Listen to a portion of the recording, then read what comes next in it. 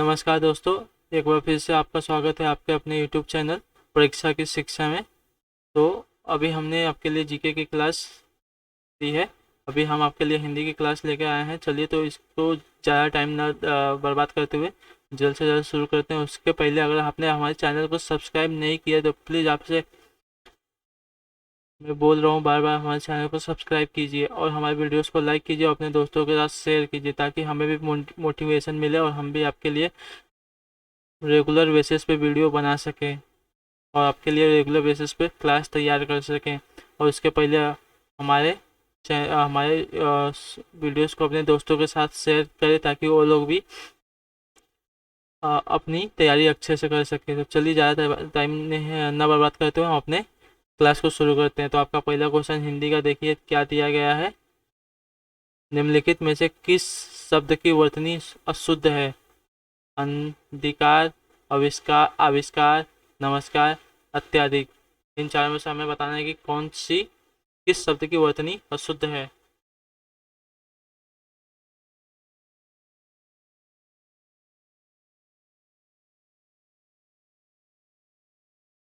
तो option number D देखिए, अत्याधिक। इस शब्द की वर्तनी अशुद्ध है, जबकि इसका शुद्ध रूप होता है अत्यधिक।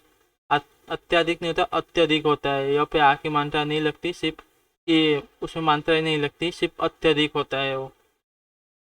चलिए बाकी सभी शुद्ध हैं। अगला क्वेश्चन देखते हैं आपके लिए क्या दिया गया है। अगला क्वेश्चन है आपका,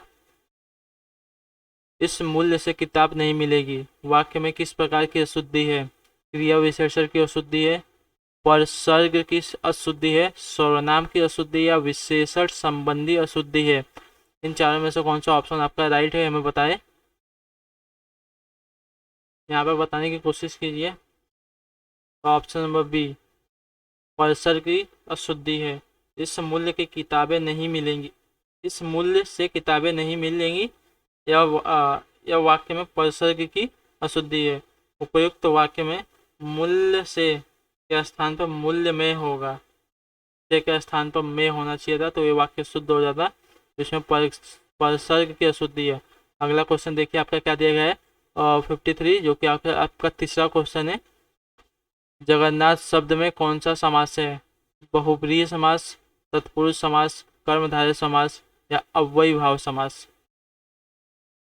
तो जगन्नाथ में आपका कौन सा समास हो जाएगा? इन चारों ऑप्शन में से आपका राइट आंसर कौन सा है, इसका आंसर देने की कोशिश कीजिए। तो जगन्नाथ में आपका तत्पुरुष समास हो जाएगा। ऑप्शन नंबर बी बिल्कुल आपका सही है। जिस समास के पूर्व पद गौड़ तथा उत्तर पद प्रधान हो उसे तत्पुरुष समास कहते हैं। अगला क्वेश्चन देखिए आपका क्या देगा। क्वेश्चन नंबर 54 है, संसार में संतोष से बढ़कर कोई सुख नहीं, कैसा वाक्य है? मिश्र वाक्य, सरल वाक्य, प्रश्नवाचक वाक्य या संयुक्त वाक्य। तो संसार में संतोष से बढ़कर कोई सुख नहीं है, इसमें कौन सा राइट आंसर हो जाएगा? आपको बताने की कोशिश कीजिए। तो आपका ऑप्शन नंबर बी सरल वाक्य है। इस वाक्य में एक ही विधेय तथा एक ही क्रिया होती है। अगला क्वेश्चन देखिए आपका क्या देगा। क्वेश्चन नंबर 55 है आपके सामने। निम्नलिखित में से कौन सा वाक्य संयुक्त वाक्य है? जय गाना गाकर चला गया, जय गाना गाकर चला गया ऑप्शन नंबर ए।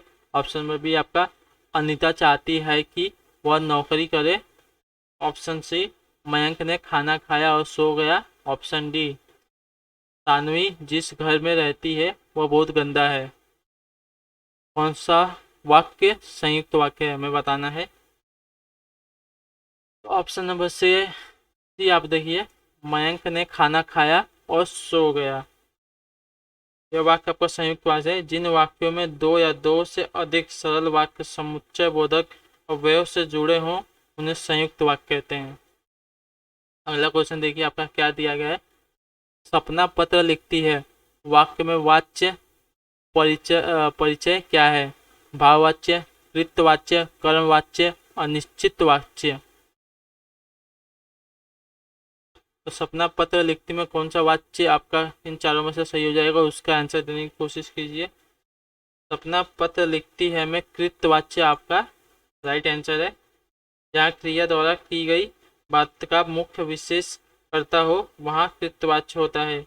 इनमें क्रिया का संबंध कर्ता से होता है और क्रिया के वचन कर्ता के अनुसार होते हैं, इसलिए आपका ऑप्शन नंबर बी कृतवाच्य बिल्कुल सही है।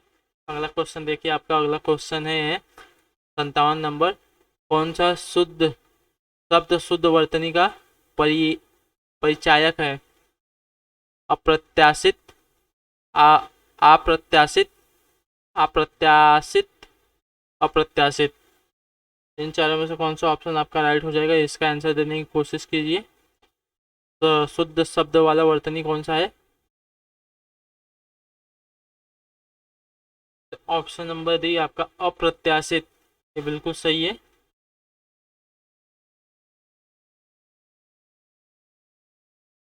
अगला क्वेश्चन देखते हैं आपका क्या है। क्वेश्चन नंबर 58 है। कौन सा शब्द यौगिक शब्द है? जलज, पीताम्बर, छायादार, विज्ञान। तो इन चारों ऑप्शन में से आपका राइट आंसर छायादार या एक यौगिक शब्द है। यौगिक शब्द एक से अधिक सार्थक खंडों के योग से बनते हैं। ऑप्शन नंबर सी बिल्कुल आपका सही हो जाएगा। अगला क्वेश्चन देखिए आपका क्या रहेगा। क्वेश्चन नंबर 59 है। रखैया शब्द में कौन सा प्रत्यय है? या, अया, या सिर्फ या? तो बताने की कोशिश कीजिए आपका इन चारों में से कौन सा प्रत्यय लगा है रखैया में। तो रखैया में आपका ऑप्शन नंबर बी देखिए अया प्रत्यय लगा है। प्रत्यय उस शब्दांश को कहते हैं जो किसी शब्द के अंत में लगकर शब्द को अन्य विशेष अर्थ प्रकट करते हैं। तो अगला क्वेश्चन देखिए आपका क्या दिया। क्वेश्चन नंबर 60 है। संकल्प शब्द का संधि विच्छेद क्या होगा? सन प्लस सन धन कल्प, स धन न धन कल्प, सन धन कल्प, सम धन कल्प। इन चारों ऑप्शन में से कौन सा संधि विच्छेद देखिए आप सभी लोग और बताइए कि संकल्प का सही संधि विच्छेद है। तो आपका ऑप्शन नंबर डी तो बिल्कुल सही है, सम धन कल्प। ठीक है। अगला क्वेश्चन आपका है क्वेश्चन नंबर 61, 61 नंबर क्वेश्चन। कौन सा शब्द तत्सम है? गाहक, चमड़ा, कोयला, कपूत। ऑप्शन ए था। ऑप्शन बी आपका सतसई, सावन, किवाड़, कंगन। ऑप्शन सी आपका कोष्टक, चक्र, गमन, क्षत्रिय। ऑप्शन डी फागुन, बादल, मछली, लवंग। इन चारों ऑप्शन में से आपको बताना है कौन सा शब्द चारों का चारों तत्सम है। जो आपका ग्रुप में दिया गया है चार चार शब्द, इन चारों में से कौन से चारों शब्द हैं जो कि तत्सम है हमें बताना है। तो 61 नंबर में आपका देखिए ऑप्शन नंबर सी कोष्टक, चक्र, गमन, क्षत्रिय, ये सभी तत्सम है। तत्सम शब्द वस्तुत्व हिंदी के में प्रयुक्त होने वाले संस्कृत के शब्द होते हैं। अगला क्वेश्चन आपका है 62 नंबर। निम्नलिखित में से जातिवाचक संज्ञा का उदाहरण नहीं है? नदी, झील, पर्वत, हिमाचल। तो आपका हो जाएगा हिमाचल, जातिवाचक का उदाहरण नहीं है। हिमाचल व्यक्तिवाचक संज्ञा का उदाहरण है, जबकि नदी, झील, पर्वत जातिवाचक संज्ञा का उदाहरण है। अगला क्वेश्चन देखिए आपका क्या है। उदार का विलोम शब्द क्या है? अनुदार, कठोर, दरिद्र, पाषाण। तो 63 नंबर क्वेश्चन का आंसर देने की कोशिश कीजिए आप सभी लोग। क्या होगा राइट आंसर इन चारों में से कौन सा है? उदार का विलोम इन चारों में से कौन सा है? तो उदार का विलोम शब्द हो जाएगा आपका अनुदार। ऑप्शन नंबर ए बिल्कुल आपका सही है। जबकि कठोर का विलोम नरम होगा, दरिद्र का विलोम संपन्न होगा। अगला क्वेश्चन देखिए क्वेश्चन नंबर 64 है 64 नंबर। भुजंग का पर्यायवाची नहीं है? पन्नग, पूरग, केहरी, सारंग।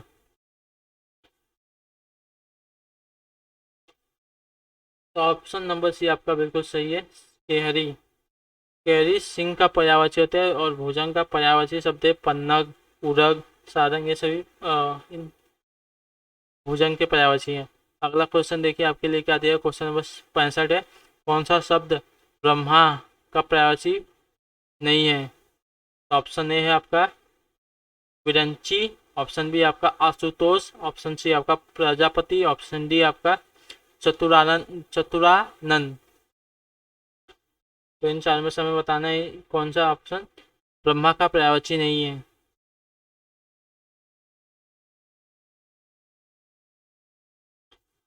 तो ऑप्शन नंबर बी आपका बिल्कुल सही है, आशुतोष।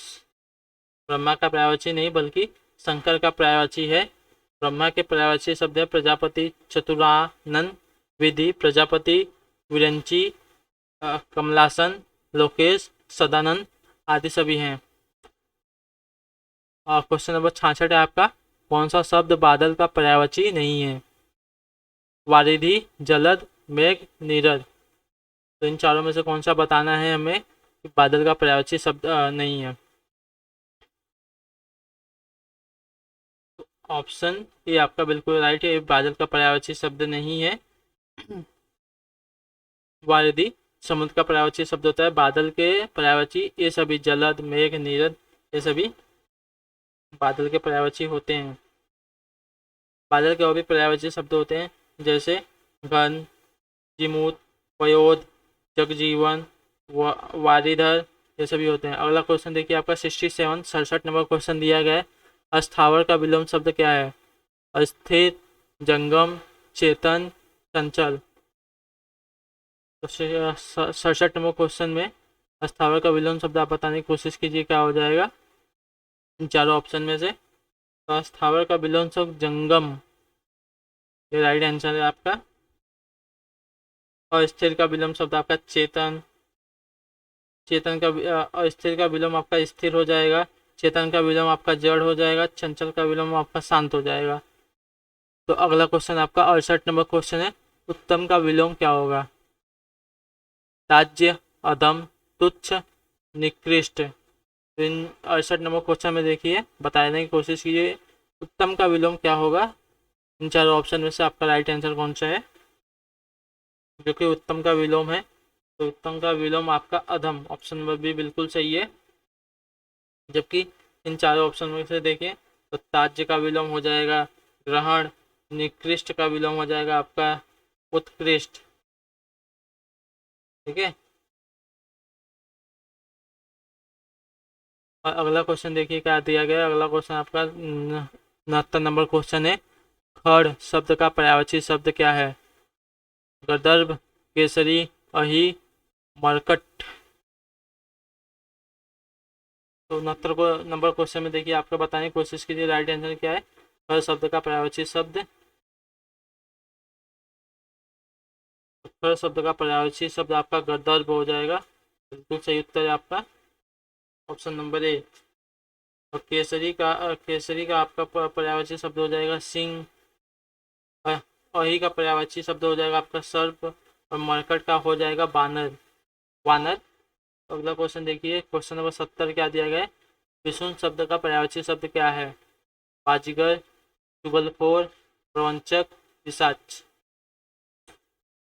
70 नंबर क्वेश्चन बताने की कोशिश कीजिए आपका सही उत्तर कौन सा इन चारों ऑप्शन में से? तो पिशुन शब्द का पर्यायवाची शब्द आपका, तो जिसका भी जो ऑप्शन नंबर बी है वो बिल्कुल सही हो जाएंगे, चुगलखोर ये राइट आंसर है, पिशुन का पर्यायवाची शब्द है। अब अगले क्वेश्चन पे देखते हैं क्या दिया, क्वेश्चन नंबर 71 है आपका, मतक्कय शब्द का संधि विच्छेद है? ऑप्शन नंबर ए मता प्लस मता धन अकय, ऑप्शन बी आपका मत धन अकय, ऑप्शन सी आपका मतय प्लस कय कय, ऑप्शन डी आपका मत धन कय। इन चार ऑप्शन में से आपका कौन सा सही हो जाएगा? कौन सा संधि विच्छेद मतक्कय का सही संधि विच्छेद है? तो ऑप्शन बी आपका सही है, मत धन अकय, ये आपका संधि विच्छेद बिल्कुल सही है, यह स्वर्ण संधि का उदाहरण है। अगला क्वेश्चन देखिए, अगला क्वेश्चन क्या दिया, अगला क्वेश्चन आपका है, वियोग शब्द में मूल शब्द क्या है? यो, योग, वियो, इनमें से कोई नहीं। 72 का राइट आंसर आप बताने की कोशिश कीजिए। वियोग शब्द में आपका योग ये मूल शब्द है तथा भी उपसर्ग है इसका। अगला क्वेश्चन देखिए क्या दिया गया। क्वेश्चन नंबर 73 आपका, टेढ़ी खीर मुहावरे का अर्थ, खीर खाना, असंभव काम, सरल कार्य, कठिन कार्य। तो टेढ़ी खीर मुहावरे का अर्थ आप बताने की कोशिश कीजिए क्या है। तो टेढ़ी खीर मुहावरे का सही अर्थ हो जाएगा आपका कठिन कार्य। ऑप्शन नंबर डी बिल्कुल सही है। चलिए अगला क्वेश्चन देखते हैं। क्वेश्चन नंबर 74 है आपके सामने। 74 नंबर क्वेश्चन, निशिदिन बरसात नयन हमारे, सदा रहती पावस, ऋतु हम पैव, जब ते श्याम सिधारे। उपरोक्त पत्ती में कौन सा रस है? भयानक रस, करूण रस, भक्ति रस, वियोग श्रृंगार रस। तो हमें बताना है 74 नंबर में, निशिदिन बरसत नयन हमारे, सदा रहती पावस, ऋतु हम पौ, जब ते श्याम सिधारे। इसमें कौन सा है रस बताने की कोशिश कीजिए आप सभी लोग। इसमें आपका वियोग श्रृंगार रस है। ठीक है। इस जो प्रस्तुत पत्नी है का स्थायी भाव रति है, इसमें वियोग का वर्णन किया गया है। अगला अगला क्वेश्चन है आपका क्वेश्चन नंबर 75 75 नंबर, र का उच्चारण स्थान, नासिक्य, कंठोष्ठ्य, मूर्धन्य, कंठ तालव्य। इन चारों ऑप्शन में से हमें बताना है कौन सा उच्चारण स्थान है र का। तो ऑप्शन नंबर सी है मूर्धन का सही उच्चारण स्थान है र। ट वर्ग का उच्चारण मूर्धन है। अगला क्वेश्चन देखिए। अगला क्वेश्चन आपका है 76 नंबर क्वेश्चन, अर्थ स्वर है य व। ऑप्शन बी ई उ, ऑप्शन सी आपका री ली, ऑप्शन डी आपका री और स। चारों में से हमें बताना है अर्थ स्वर कौन सा है इन चार ऑप्शन में से। आपका ऑप्शन नंबर ए बिल्कुल सही है, य ल। य र ल व परंपरागत शब्दावली में अर्थ स्वर का अंतर्गत आते हैं। यह विशुद्ध अर्थ स्वर है, जबकि वह वस्तुतः घोष संघर्षी है, किंतु किसी पूर्ववर्ती व्यंजन के साथ उच्चारित होकर अर्थ स्वर बन जाते हैं। अगला क्वेश्चन आपका है 77 नंबर। देखिए क्या दिया गया है। ट वर्ग में किस प्रकार के व्यंजन हैं? किस प्रकार के व्यंजन हैं ट वर्ग में? कंठ, तालव्य, मूर्धन्य, दंत्य। ट वर्ग में आपके ऑप्शन नंबर सी मूर्धन्य है। ठीक है। ट वर्ग के वर्णों का उच्चारण जीवा के मूर्धा को स्पर्श करने पर होता है, अतः इस वर्ग को मूर्धन्य कहा जाता है। अगला क्वेश्चन देखिए आपका क्वेश्चन नंबर 78 है। ग का उच्चारण स्थान कौन सा है? मूर्धा, कंठ, तालु, दंत।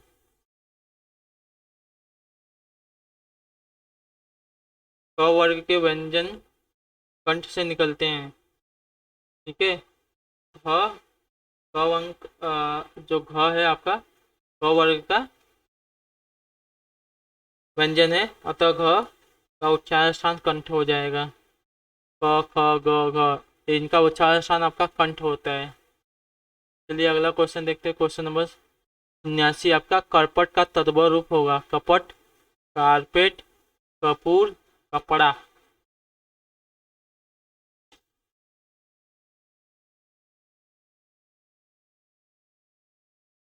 तो करपट का तद्भव रूप क्या होगा? आप सभी लोग इस क्वेश्चन का उत्तर देने की कोशिश कीजिए। इन चारों ऑप्शन में से आपको सही ऑप्शन कौन सा है? तो 79 में आप देखिए करपट का तद्भव आपका कपड़ा होता है। ऑप्शन नंबर डी बिल्कुल सही है। अगला क्वेश्चन देखते हैं। अगला क्वेश्चन आपका लिए क्या दिया गया है। सहद शब्द है, तत्सम, तद्भव, देशज, आगत। तो हमें बताना है सहद कैसा शब्द है। सहद आपका ऑप्शन नंबर डी आगत बिल्कुल सही है। सहद एक आगत शब्द है। सहद आगत शब्द है जो अरबी से हिंदी में आया है, अर्थात यह विदेशी शब्द है। अन्य परीक्षोपयोगी महत्वपूर्ण अरबी शब्द निम्नांकित जहाज, जलेबी, तारीख, तकिया, आदमी, अकल, उम्र, अदालत, किताब, कुर्सी, खत, कीमत, किस्त, मुसाफिर, ऐसे बहुत सारे अरबी शब्द है जो कि हमारे हिंदी में आए हैं और बोली जाती है अच्छे से। अगला क्वेश्चन है आपका, निम्नलिखित में तद्भव शब्द है, रमण, अग्नि, मस्तक, मछली। तो इस क्वेश्चन का उत्तर देने की कोशिश कीजिए आप लोग, क्या सही हो जाएगा, इसका ऑप्शन कौन सा सही है। तो तद्भव इन चारों में से कौन सा शब्द है। ऑप्शन नंबर डी आपका बिल्कुल सही है, मछली। तद्भव शब्द है, इसका तत्सम रूप मत्स्य है। भ्रमण अग्नि का अग्नि, भ्रमण अग्नि तथा मस्तक तत्सम शब्द है, इनका तद्भव क्रमशः भ्रमण का भौरा, अग्नि का आग तथा मस्तक का माथा होता है, माथा। अगला क्वेश्चन देखिए आपका 82 नंबर क्वेश्चन है, समान तुक वाले शब्द नहीं है, हड़बड़, गड़बड़, हमारा, तुम्हारा, ऑप्शन सी कुत्ता, पत्ता, ऑप्शन डी बोला, खाना। समान तुक वाले शब्द कौन से हो जाएंगे, इसका बताने की कोशिश कीजिए आप लोग। समान तुक वाले शब्द आपके ऑप्शन बोला, कहना, ये शब्द सही है। तुक वाले शब्द नहीं है, समान तुक वाले शब्द बोला, कहना नहीं है। अगला क्वेश्चन देखिए आपका, अगला क्वेश्चन में 83 नंबर क्वेश्चन, निम्नलिखित में से तुकांत शब्द हैं। ऑप्शन नंबर ए थाली, कुदाली, ऑप्शन बी नाली, माली, ऑप्शन बी, ऑप्शन सी मोर, डोर, ऑप्शन डी शोर, शांत। ऑप्शन नंबर डी आपका देखिए क्या दिया गया है, शोर, शांत, ये तुकांत शब्द हैं। अगला क्वेश्चन देखिए 84 नंबर, अमल, अमला, ऑप्शन ए कर्मचारीगण, सैन्य शक्ति, ऑप्शन बी स्वच्छ कर्मचारीगण, ऑप्शन सी निर्धन, धनवान, ऑप्शन डी खाद्य पदार्थ, घुड़सवार। अलम, अमल, अमला का अर्थ क्या होगा, इन चारों ऑप्शन में से आपको बताना है सही ऑप्शन कौन सा है।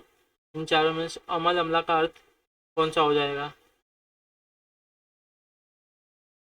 तो अमल और अमला का सही ऑप्शन हो जाएगा स्वच्छ और कर्मचारीगण, ये बिल्कुल सही है। अगला क्वेश्चन आपके लिए दिया गया है, देखिए क्या है, 85 नंबर, परिपक्व की भाववाचक संज्ञा है। भाववाचक संज्ञा है परिपक्वता, परिपूर्णता, परिपूर्ण, परिपक्वन। तो परिपक्व का भाववाचक संज्ञा क्या हो जाएगा, इन चार ऑप्शन में से आपका कौन सा ऑप्शन सही है। तो परिपक्व का भाववाचक संज्ञा हो जाएगा परिपक्वता, ऑप्शन नंबर ए बिल्कुल सही है। अगला क्वेश्चन देखिए क्या दिया गया, अगला क्वेश्चन आपका 86 नंबर है, निम्नलिखित में से कौन सा संज्ञा शब्द है, भारत, मानव, गांधी जी, दिखाई। तो दिखाई आपका संज्ञा शब्द है। अगला क्वेश्चन देखिए आपके लिए क्या देगा, क्वेश्चन नंबर 87 है, साहस शब्द है, क्रिया विशेषण या क्रिया विशेषण या भाववाचक।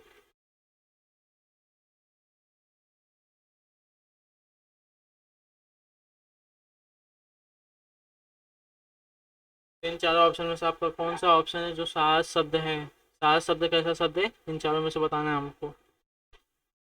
साहस आपका एक भाववाचक संज्ञा हो जाएगा, ऑप्शन नंबर डी बिल्कुल सही है, भाववाचक संज्ञा। चलिए अगला क्वेश्चन देखिए, अगला क्वेश्चन क्या देगा आपके लिए, किसान से बना किसानी शब्द है, सर्वनाम या विशेषण या क्रिया विशेषण या संज्ञा।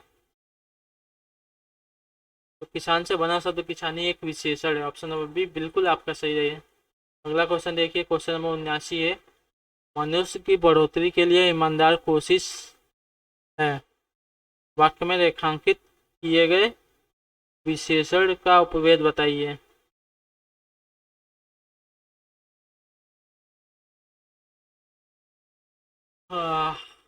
हमको विशेषण का उपभेद बताना है इसमें, ठीक है।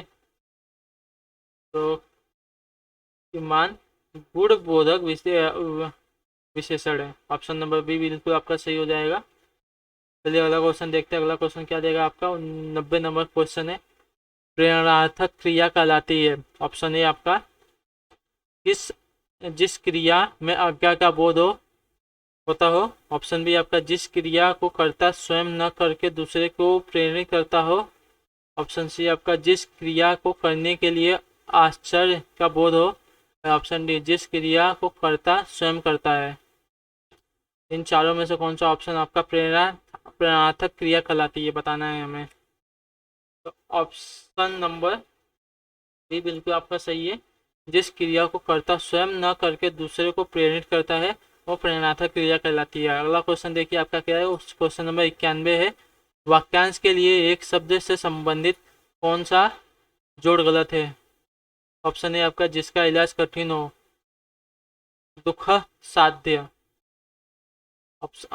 दुस्साध्य। ऑप्शन बी आपका, जो मनुष्यता से दूर हो, अमानुषिक, अमानुषिक। ऑप्शन सी आपका, जो कम खर्च करने वाला हो, अपव्ययी। ऑप्शन डी आपका, जो इतिहास लिखे जाने के युग से पूर्व का हो, तो इसका है प्रागैतिहासिक। इन चारों में से हमें बताना है कौन सा जोड़ गलत है। तो जो कम खर्च वाला करने वाला हो, अपव्ययी, ये वाला जोड़ गलत है। ठीक है, तो जो कम खर्च करने वाला हो उसको मितव्ययी कहते हैं, मितव्ययी। अपव्ययी नहीं कहते, मितव्ययी कहते हैं। अगला क्वेश्चन देखिए। अगला क्वेश्चन हो जाता है क्वेश्चन नंबर 92। संगतकार का अर्थ है। ऑप्शन ए आपका, गायक का साज उठाने वाला। ऑप्शन बी आपका, गायक के साथ रहने वाला। ऑप्शन सी आपका, गायक के साथ गाने वाला। या ऑप्शन डी, गायन करने वाला। संगतकार का अर्थ, इन चारों में से कौन सा ऑप्शन सही है आपको बताना है। तो ऑप्शन नंबर सी, जिनका भी उत्तर है वो सही हो जाएंगे। गायक के साथ गाने वाला। अगला क्वेश्चन आपका दिया गया, देखिए क्या है। जिसने मृत्यु को जीत लिया हो वो क्या कहलाता है। अमरत्व, मृत्युज्य, अभयादन, अभय मुद्रा। इन चारों में से कौन सा ऑप्शन एकदम राइट है आपका। जिसने मृत्यु को जीत लिया हो उसको एक शब्द में क्या कहते हैं। जिसने मृत्यु को जीत लिया हो, मृत्युजय कहलाता है, मृत्युजय। ऑप्शन नंबर बी बिल्कुल आपका सही हो जाएगा। अगला क्वेश्चन है आपका 94 नंबर क्वेश्चन। जो अधिक बोलता हो उसे कहते हैं मितभाषी, मृदुभाषी, वक्त, वाचाल। तो जो अधिक बोलता हो उससे क्या कहते हैं, इन चारों में से वो हमें बताना है। तो आप सभी लोग इस क्वेश्चन का उत्तर देने की कोशिश कीजिए।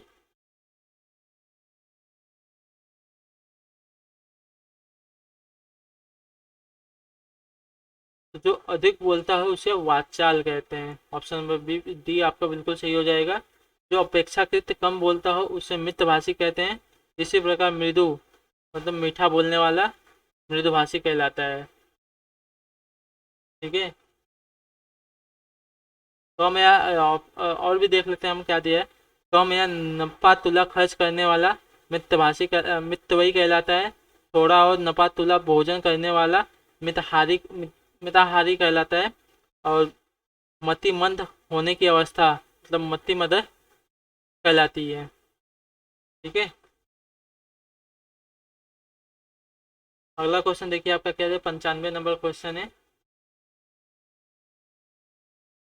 मुझे खड़ा भी हुआ नहीं जाता, इस वाक्य का वाच्य होगा कृतवाच्य, भाववाच्य, कर्मवाच्य या अन्य। तो मुझसे खड़ा भी हुआ नहीं जाता, इसमें कौन सा वाच्य हो जाएगा ये हमें बताना है। तो आप सभी लोग बताने की कोशिश कीजिए कोई किस प्रकार का वाच्य है। इस वाक्य में किस प्रकार के वाच्य का प्रयोग हुआ है, इसमें भाव वाच्य होगा। ऑप्शन नंबर बी बिल्कुल आपका सही हो जाएगा। में भाव भावना क्रिया के उस रूपांतर भाववाच्य को कहते हैं जिसे वक्ता का कथ्य बिंदु क्रिया से प्रकट होता है। अगला क्वेश्चन आपका क्वेश्चन नंबर 96 है। इस पर पश्चिम का प्रभाव है। वाक्य है संबंध वाचक, विधानवाचक, प्रश्नवाचक या संदेहवाचक। ये हमें बताना है। इस पर पश्चिम का प्रभाव है, किस प्रकार का वाक्य है। इन चारों में से आपका राइट उत्तर हो जाएगा विधान वाच्य। ऑप्शन नंबर बी बिल्कुल आपका सही होगा, विधानवाचक वाक्य है। अगला क्वेश्चन है आपका क्वेश्चन नंबर 97 97 आहा जलेबी मिल गई है। तो इन चारों ऑप्शन को देख के हमें बताना है कौन सा आहा के बाद प्रयोग होगा। वाक्य में खुशी जाहिर हो रही है, अतः इस वाक्य में विस्मयादि बोधक चिन्ह, आपका ऑप्शन नंबर डी, यहाँ पे विस्मयादि बोधक चिन्ह ऐसे लगेगा, ये सही हो जाएगा। विस्मयादि बोधक चिन्ह का आहा के बाद प्रयोग होगा यहाँ पे। अगला क्वेश्चन देखिए क्या था, क्वेश्चन नंबर 98 है, तुम शहर कब आ जाओगे। तो बताना है इसमें से कौन सा चिन्ह यहाँ पे प्रयोग होगा। यहाँ पे पहले से दे दिया गया है, फिर भी ऑप्शन नंबर सी, इसमें प्रश्न पूछा गया है तो प्रश्नवाचक चिन्ह आपका लगेगा। अगला क्वेश्चन देखिए आपका 99 नंबर क्वेश्चन दिया गया है, इस पद्यांश में कौन सा रस है। वात्सल्य रस, श्रृंगार रस, शांत रस, करुण रस।